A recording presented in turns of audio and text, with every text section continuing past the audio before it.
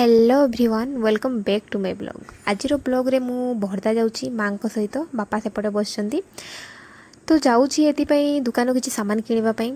तो मुझे गोटे जिनस भिड करने भूलीगली तो आपको जदि से जिनसा आसो भिड करी तो फाइनाली मत से जिनसा मिलगला आपण मैंने भी चलतु देखूँ प्रकृति एवं एत सुंदर दिशि वर्षा पर चारिड़े हरियाली हरियाली उपरे एवं व्हाइट कलर जो फूलटा फुटी आम तो काशीतुंडी फूल बोलिकी कहू आपण मैंने कौन से फूलटा को कहती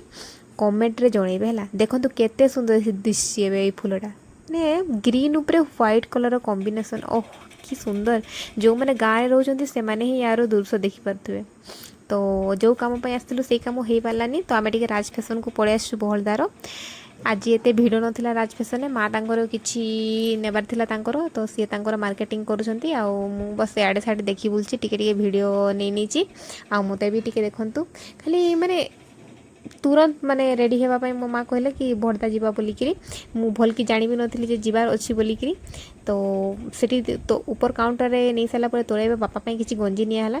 जदि भिडियोटी भल लगे आपण मैंने निहाती भाव चैनल को सब्सक्राइब करेंगे आ मत भी टिके देखो मुझे केमती दिशि कमेंट जनइबे आ रही आ गोटे नेक्स्ट ब्लॉग रे देखा।